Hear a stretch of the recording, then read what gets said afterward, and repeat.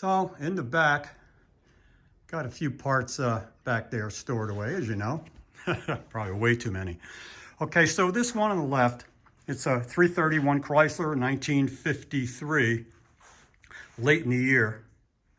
And this is a 1955 Dodge, 270 cubic inch, both dual rocker shaft engines. It's just before the Poly came out and got all popular. Poly was not a bad engine, it was a great engine. But look, let's just take a look at this for a minute and see what we got here.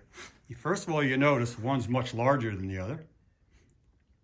Probably total about 3 inches different. I don't have a DeSoto here to show you.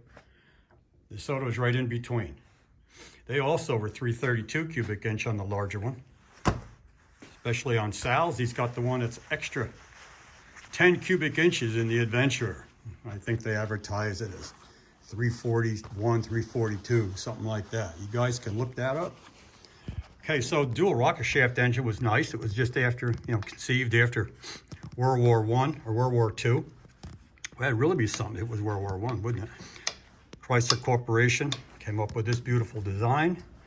Whatever drawbacks it has, we're not going to get into that here, but man, talk about a pretty intricate design and good to look at. Great old stuff. And the metal is just fantastic, any of this old stuff. All right, so let's just pull this off. Well, look, yep, there's the valves, valve springs. I've measured some of these valve springs, pressure on the seat.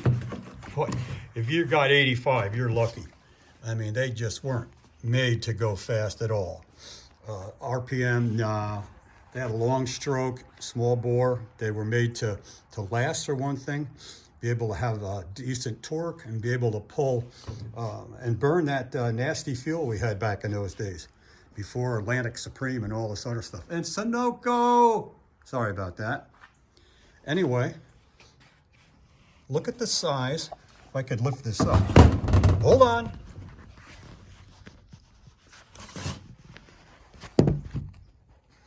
Look at the size of those exhaust ports. It's not really too big, is it? Nah, they're big enough. That's what Sal said. They're big enough, he goes. And they are, because when you go over from the 270 Dodge over to the 331 Chrysler, same size. I didn't mic them, but believe me, they're the same size. So here you have it. You have the larger engine and the smaller engine, both with similar dimensions for ports. Let's go around the other side. This is the intake. Intake side, of course, I had a wet manifold. Water flowed up through the manifold. And there she be. Let's look at the little Dodge. A little smaller. These are untouched. Nobody's ever messed with these heads. All right, let's flip it over. Like somebody said, what's a Hemi? Hope I don't break your neck here when this phone falls. Everybody's gonna fall out of their chair. I don't have a phone holder.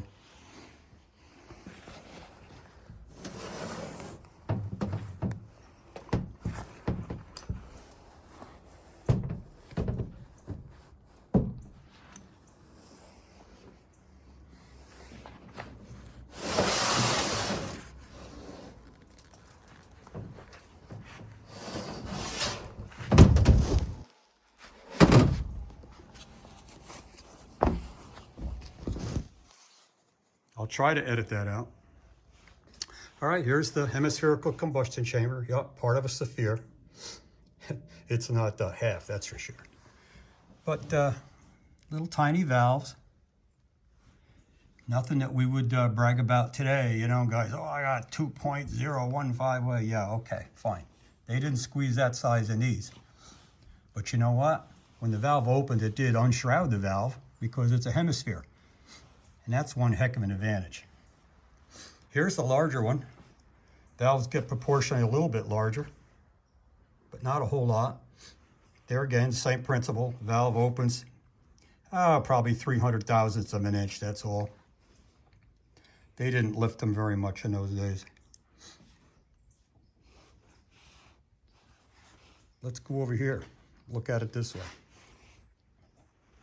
Looks kind of cool, doesn't it? Yeah, Chrysler made nice stuff. Well, let's compare that, while we got it here, to something entirely different. Here's the Boss 9. I don't know if anybody wants to admit it or not, but yes, it is a Hemi. But it has one advantage over the Chrysler Hemi that everybody kind of forgets about, is the quench area. These engines actually have quench, and were designed to have quench. So they flow differently. So it's a Hemi, and it has slightly canted valves, and it has a quench area built in. This particular one, yeah, it's been warmed over a little bit. Different cam, different pistons, been bored out, then balanced.